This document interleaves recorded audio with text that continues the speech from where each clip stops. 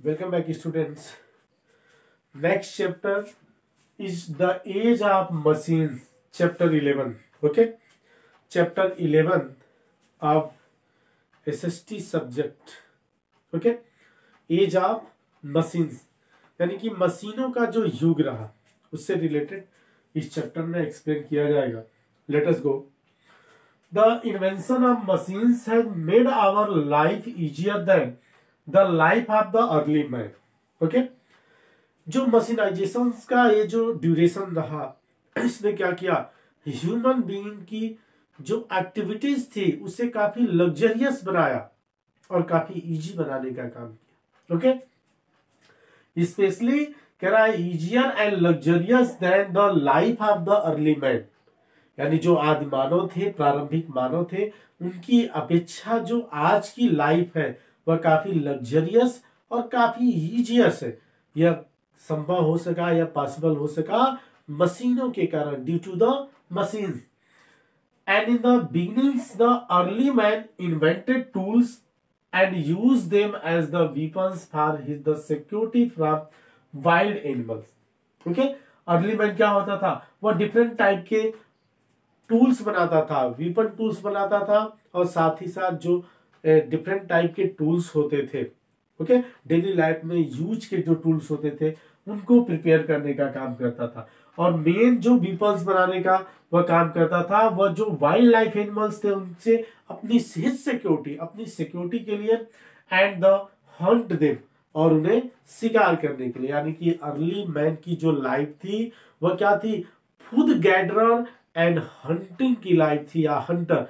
यानी कि early man food gatherer and Hunter था. ओके, जैसे जैसे सिविलाइजेशन का डेवलपमेंट होता गया, जैसे जैसे ह्यूमन डेवलपमेंट होता गया, वैसे वैसे क्या हुआ, डिफरेंट डिफरेंट चीजें में लार्ज स्केल पे चेंजिंग आती गई. And he made his the tools out of the animals bones. Okay, वो अपने जो पीपल्स बनाता था, टूल्स बनाता था, उसमें एनिमल्स बोन हुआ करते थे, डिफरेंट टाइप के एनिमल्स के बोन हुआ करते थे, वुड्स हुआ करते थे. ओके, एंड स्टोन्स हुआ करते थे. Okay, this period was known as the Stone Age, and Stone Age divided between 3 parts. Okay, Stone Age को 3 parts में डिवाइड किया गया. ओके, यानी कि टोटल अर्ली मैन को भी अगर हम हिस्ट्री को देखें, हिस्ट्री या ज्योग्राफी के अकॉर्डिंग, तो उसमें क्या किया गया, डिफरेंट डिफरेंट पार्ट में, स्पेशल रूप से जो मीजोलिथिक एज था जिसे मध्य पाषाण काल कहते हैं, या स्पेशली स्टोन एज, इसमें भी 3 थे. ओके, एक pre stone age, middle stone age और एक नियोलिथिक एज. ओके, जिसे नव पाषाण काल कहते हैं.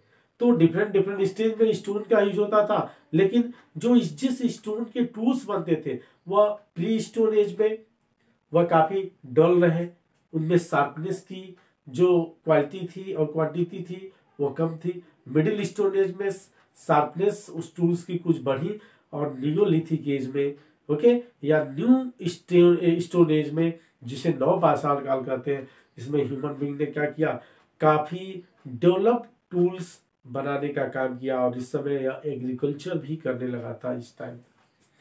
देखिए, लेट हिज डिस्कवर्ड मेटल, बाद में चल के डिस्कवर्ड मेटल का एज हुआ, और first discovered metal was copper.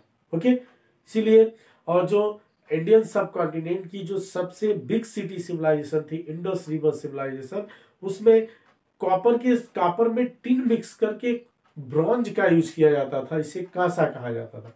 इसके पहले की डिफरेंट जो सिविलाइजेशन थे, ओके, जैसे कायथा सिविलाइजेशन, सुहन सिविलाइजेशन, और भी डिफरेंट डिफरेंट ऐसी सिविलाइजेशन थी जो क्या थी, जिन्हें हम कैल्कोलिथिक सिविलाइजेशन या चाल्कोलिथिक सिविलाइजेशन, जिसे ताम्र पाषाण युग भी कहते हैं. यानी कि स्टोन के वेपन्स और टूल्स भी यूज होते थे, उसके साथ साथ कॉपर के टूल्स का भी यूज होना शुरू हो गया. The first metal used by the early man is believed to be copper, and therefore the age that followed the Stone Age is called the Copper Age. Okay, यानी कि stone age के बाद क्या आया, का एक टाइम ऐसा रहा जिसमें स्टोन टूल्स और कापर टूल्स का साथ साथ यूज होता था, जिसे कैलकोलिथिक एज के नाम से जाना जाता। देखिए कापर एंड टिन को मिक्स करके ब्रॉन्ज एलॉय बनाई जाती थी।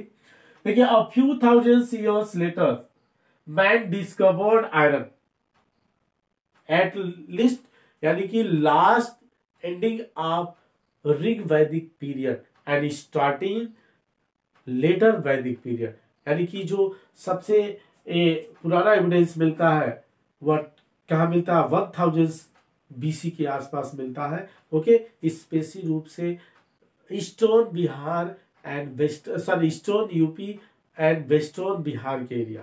ओके, वैसे तो टोटल ऑल ओवर वर्ल्ड में देखा जाए तो आयरन का जो एविडेंस है यह मिलता है आपका बोगचकोई जो शिलालेख था।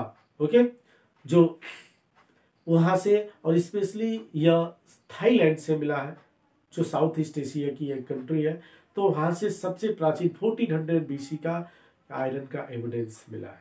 उसके बाद जो आयरन का एविडेंस मिला टोटल ऑल ओवर वर्ल्ड में वह क्या रहा, नॉर्थ इंडिया रहा, जिसे लेटर वैदिक पीरियड कहा है। उसकी स्टार्टिंग में लार्ज स्केल पे मिले। इसके बाद क्या हुआ, सिटी सिविलाइजेशन का लार्ज स्केल पे, जैसे कापर के इन्वेंशन के बाद क्या हुआ, एक बहुत बड़ी सिविलाइजेशन इंडस रिवर सिविलाइजेशन का डेवलपमेंट हुआ इंडियन सब कॉन्टिनेंट में।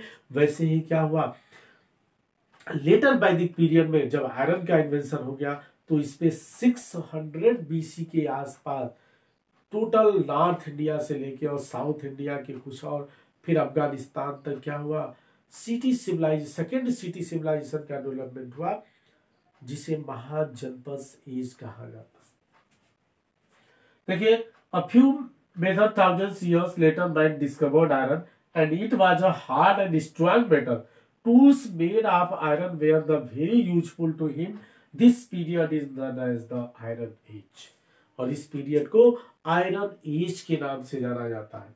इसमें क्या हुआ, लार्ज स्केल पे एग्रीकल्चर का डेवलपमेंट हुआ, क्योंकि आयरन एक काफी हार्ड थिंग्स हुआ करती थी और इससे काफी क्या होता था, जो भी फॉरेस्ट एरिया था उसको कट करना काफी इजी था, साथ ही साथ कल्टीवेशन भी काफी इजी हो गया। देखिए इन्वेंशन ऑफ स्टीम इंजन, अब हम इन्वेंशन पे चले तो सबसे पहले देखिए स्टीम इंजन का इन्वेंशन हुआ मॉडर्नाइजेशन एज में। इसमें कह रहा James Watt invented steam engine, it was a simple type of water pump. यह एक सिंपल टाइप था, मतलब सिंपल वाटर पंप की तरह हुआ करता था, यानी कि यह पावर से चलता था। बाद में चल के यह आपका स्टीम से भी चलने लगा और स्टीम के बाद जैसे जैसे समय बीतता गया यह डीजल और पेट्रोल से भी चलने लगा, जब डीजल और पेट्रोल का इन्वेंशन हुआ। कहना in those day coal mines और कोल से भी स्टीम बनाई जाती थी, यानी कि ऐसे पंपिंग, ऐसे वाटर पंप का इन्वेंशन जेम्स वाट ने किया जिसका डिफरेंट डिफरेंट पर्पज में यूज किया जा सकता है, यानी कोल डाल के भी स्टीम बना के इसके पावर का यूज किया जा सकता था। ओके, और डिफरेंट टाइप के डीजल हो गया, पेट्रोल हो गया, इनका भी, और फिर वाटर को बॉयल करके भी यूज किया जा सकता था। And England with the can I those day coal mines in England with to get the field with the rain water. उस समय इंग्लैंड में क्या होता था, जो इंग्लैंड की कोल माइंस हुआ करती थी वह रेनी सीजन में रेन वाटर से फिल हो जाया करती थी। This made the mining of the coal difficult, जिससे कोयले को निकालना काफी डिफिकल्ट काम था। कहना सो या पावरफुल पंप वाज रिक्वायर्ड, इसलिए एक पावरफुल पंप की रिक्वायर्ड थी जिसे जेम्स वाट ने बनाने का काम किया कि इन कोल माइंस से क्या किया जाए, वाटर को बाहर निकाला जाएगा। Okay, and to take out the water from the flooded mines. Okay, और धीरे धीरे क्या किया, इसने एक रिवोल्यूशन का फॉर्म ले लिया और इसने क्या किया, रिवोल्यूशन का फॉर्म लिया। कोल माइंस से वाटर निकालने के एवज में एक पंपिंग पावर का डेवलपमेंट हुआ, जिसका मॉडिफिकेशन करके अब डिफरेंट यूज होने लगा। ओके, तो ये रहा एज ऑफ मशीनाइजेशन।